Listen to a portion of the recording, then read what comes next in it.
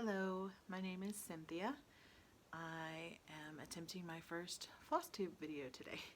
I'm on Instagram as Cynthia Brew Creates, and I've enjoyed sharing my stitching and getting to know some stitching friends on Instagram, but wanted to connect with more friends, so I thought this would be fun.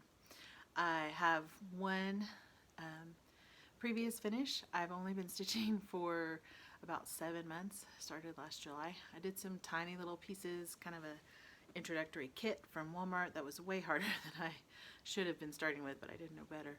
And I was brought into stitching by Priscilla and Chelsea, as a lot of people have been, but I had never seen modern stitching before. I thought of more of the country vintage stuff, which I do like some of that, but my first piece that I chose was the Sunflower Manor.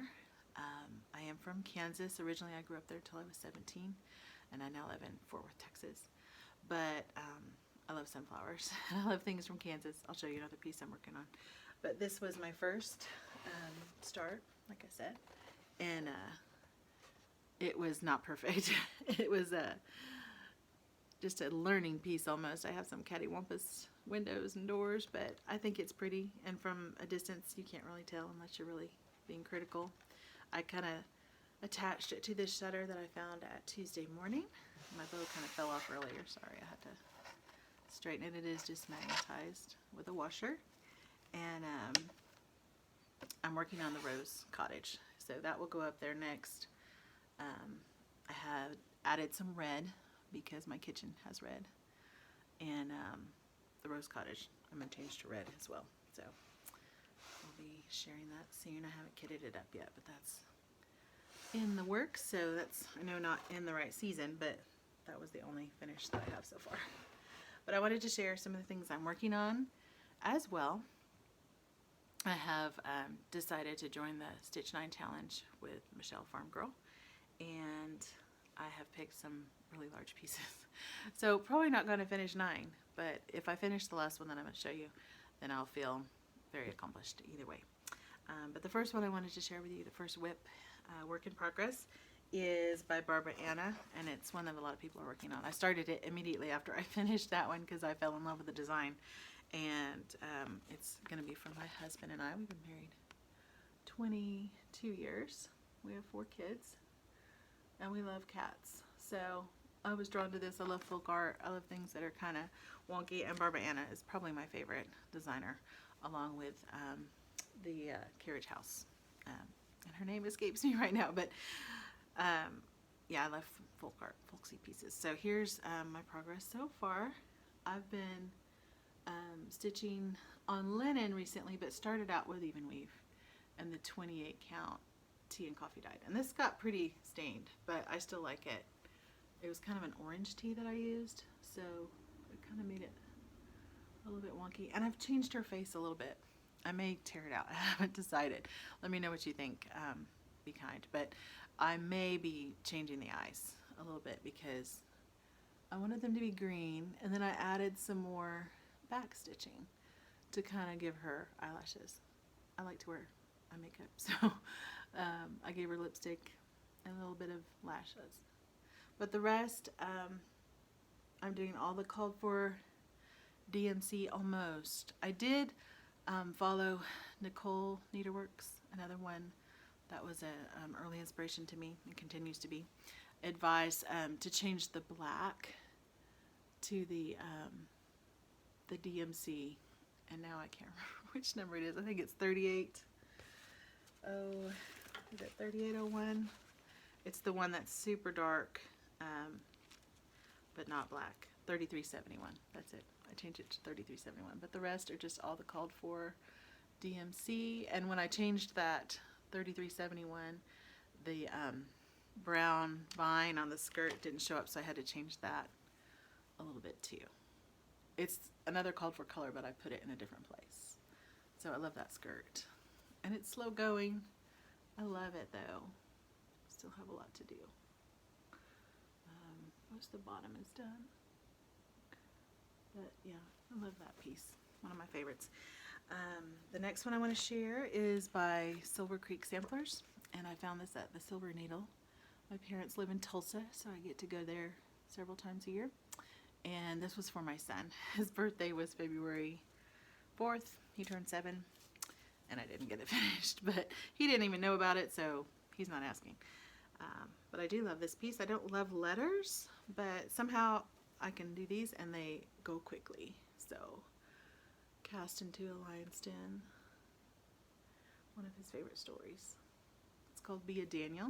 I haven't seen anyone else stitching on it, but I found it. It's kind of older, and I really like Silver Creek Samplers. And then another one I want to share real quickly is Fruit of the Spirit.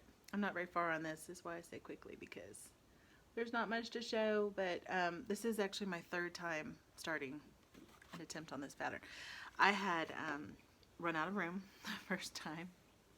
My fabric was too small and I didn't have room for the tree on the side.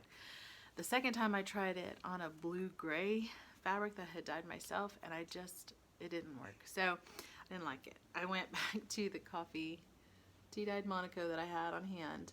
This piece is so small that I think it'll be better on a 28 count anyway. I was trying to do it on a 36 and it was too tiny for me. So that will hopefully get done with my Stitch 9, but it's not really a focus piece right now. Another one that has a cautionary tale attached. This is so pretty. Sarah Woodham by the Shakespeare's Peddler, Kitten Stitcher. I found this on Stash Unload and I loved it. And then I saw it later at my local LNS in Arlington, Texas. The Stitch Niche has it on their walls. And I love these colors, the blues and the maple syrup. I'm doing a DMC and Gast, just kind of converting it as I go. Some Gast, some DMC. And like I said, not a very big start, but I had actually started this on Hobby Lobby 28 count linen. That was really hard to work with. It was super loose and it was not something I wanted to continue. So when I realized I was running out of room, I sort of redeemed the situation by, and I'll put a picture of this in, by taking what I had stitched already, which was the bird and this motif in the corner, and I framed that for my mom for Christmas. So not wasted stitches, but not something I want to repeat, that feeling of I don't have enough room. And it's on Picture This Plus, can't remember the name of it, sand, 36 count sand. And like I said, I've only been stitching about 6 months, so linen was a little scary to me, and it still gives me trouble sometimes, but one of the ways I've found that's super helpful to stitch on this is with this Stitchy Pop needles. I got this from Needle Case Goodies, I think, and I don't know if you'll be able to see. Let's see if I can put my hand behind it. This is a super tiny ball tip at the end. I don't know if you can tell. Yeah, maybe you can see. That finds the hole in the linen, and it really does. It's like a guide to kind of poke through if you've got a slub or if you've got something that isn't real even. It just is super helpful for new stitchers. So if you haven't checked those out, I highly suggest that. I got that on Etsy. A couple places sell it, and it's called the Stitchy Pop needle. So I have 3 of them now for my 3 projects. I even use it on that Monaco piece because when I dyed this fabric, it sort of shrunk up a lot, and there's spots where I have to kind of push to get through the fabric. And that Stitchy Pop needle, even though this is a 28 count, is still really helpful. 2 other pieces and then we're done. I want to show you a couple things from my grandma. I said earlier I was from Kansas, and so when I found this piece, I just thought it was adorable. It's by Brooks Books, and I'm only going to do the 4. They have others that you can go farther along, like to the Glinda, the Good Witch, and the Flying Monkey, but I'm just doing these 4. And I hand dyed this fabric myself. It was tan, and I wanted to add a little bit of green or mint to it. So when I over dyed it with the aquamarine red, it almost looks like a vintagey kind of green. I thought it looked good for Emerald City. So when I was a kid, Wizard of Oz coming on TV was a big deal. You know, we didn't have DVDs. We had a VCR, but the station would only air it like once a year. And so I remember sitting around the TV like waiting, oh, it's time, it's time. And I have some collectibles of Wizard of Oz in my kitchen window. So I thought this would be really pretty, really cute beside it. And I'm just using DMC. This was some floss that my sister-in-law gave me. It's been bombinated for probably 20 years. So when I let it out, it's pretty crazy. This actually is what my hair usually looks like when I haven't straightened it. I decided to straighten it today on a whim, but this is what my hair usually looks like, just not rainbow. And let's see. Let me show you my one that's really dominating my time and super fun, but super big, and that is the Village of Huckran Hollow. I started this on January 1st. I actually had a little bit of a jump start because I was anxious. I was starting to do the border before, and then I was going to fill in, and so I kind of jumped in December 23rd or something before I was supposed to, and it is a big project. It's huge. I'm doing it on Vintage Country Mocha by Swaggart, and I think it's Swaggart, and I have 2 blocks well underway. One is finished, and then this one I'm having to change a little bit because my husband is a pastor. That's part of what drew me to this piece, the church, and I'm charting his name at the top. Instead of Isaiah Cook, it's going to say the Reverend Dr. Jim Brewer. So figuring that out as I go, and I'm also changing the church title from the St. Peter's to First Baptist Church Lakeside. So that's kind of been an adventure. I hope it turns out to be even, and I hope I get this finished by Friday because I am trying to do 1 block a month. And I went ahead and got houses because I found it on sale for half price. But I'll probably do that next year, like two-year project, not a 1-year project. These almost take the whole month, and then there's not a lot of time for the other projects, hence my small starts that I was showing you. So those are my current whips that I'm really working on. I have a few other projects that I'll share as I get more progress, but I wanted to show those, and then I will insert some video of my grandmother's pieces.